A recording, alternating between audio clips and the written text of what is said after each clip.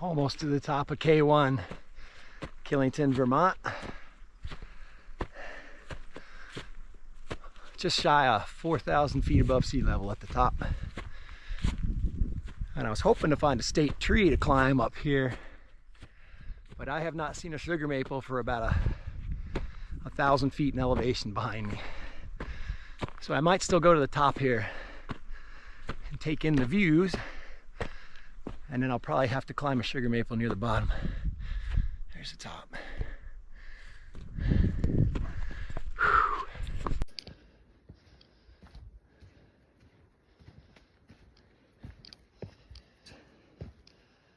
And boulders.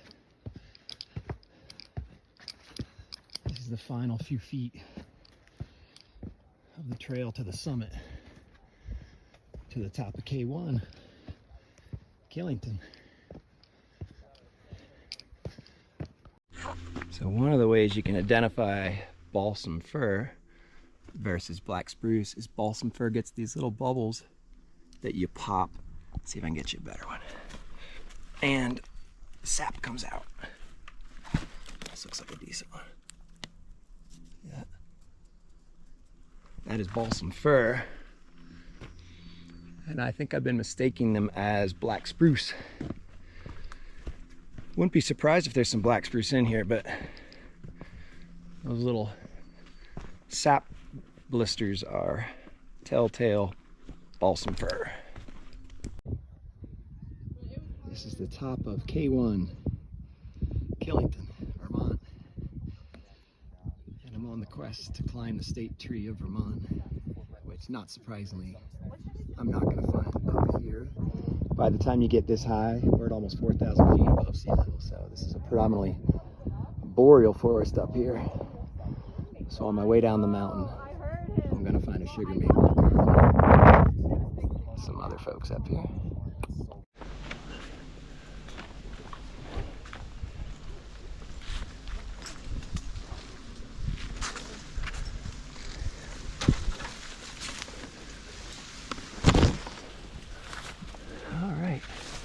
Starting on my way up, state tree of Vermont in Killington. Gotta get through this birch tree first. All right.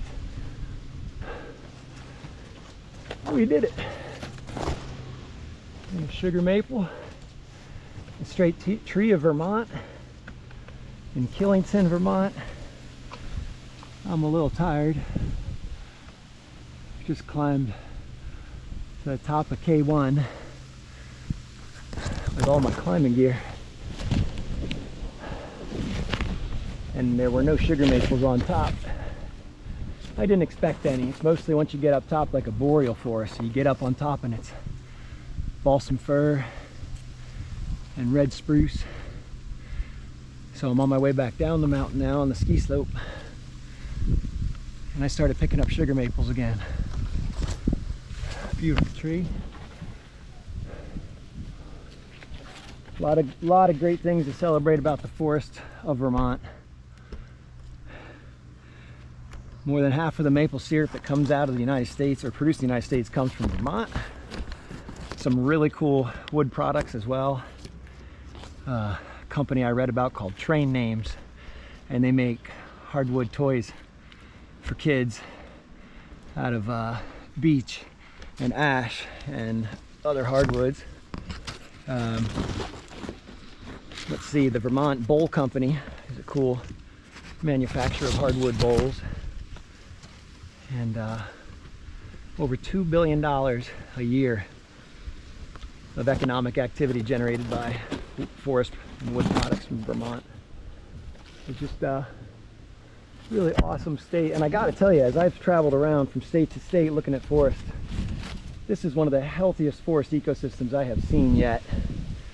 And a big thank you to Oliver Pierson, the state forester for Vermont, for helping me with some information on the state and helping to find a good place to look at some trees. But just some amazing things going on in Vermont forest right now, worth sharing. I mean, some of the positive things, or at least noteworthy things. Right now, natural mortality is actually taking more biomass out of the forest than timber harvest for the first time, I think, ever on record. What that means is like the amount of biomass of tree dying or leaving the forest each year, live tree that is, for a long period of time, for decades, was man-made. It was timber being harvested. And now it's actually more natural mortality. Although if we're going to talk about some of the forest pests, I don't know how natural they are, but we'll get to that in a second. So in other words, more trees are dying, more biomass is leaving the forest because of natural mortality than because of the chainsaw. That's an interesting fact. There's also more standing timber by volume in Vermont's forest right now than at any time in recorded history. So that's another way of saying there's more trees standing in Vermont right now than there has been in recorded history.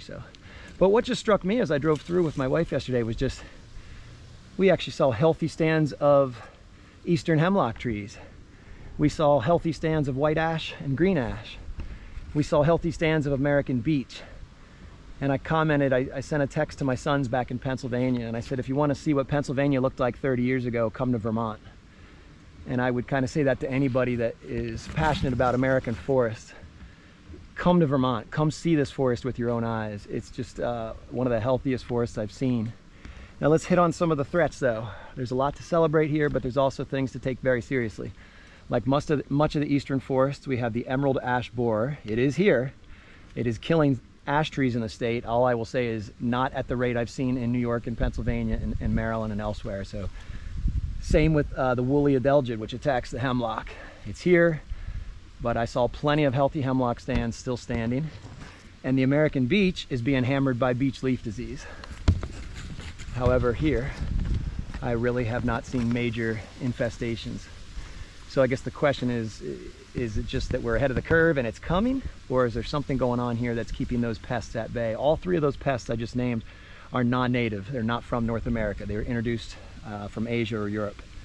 And so the lesson to be learned here is we have to protect our forests from foreign invaders. We're often the culprit. We do sloppy international trade. We bring these pests in, and once you release a male and a female, that's it. All right. The sugar maple, state tree of Vermont. This is my 11th climb in my quest to climb all of the state trees in the United States.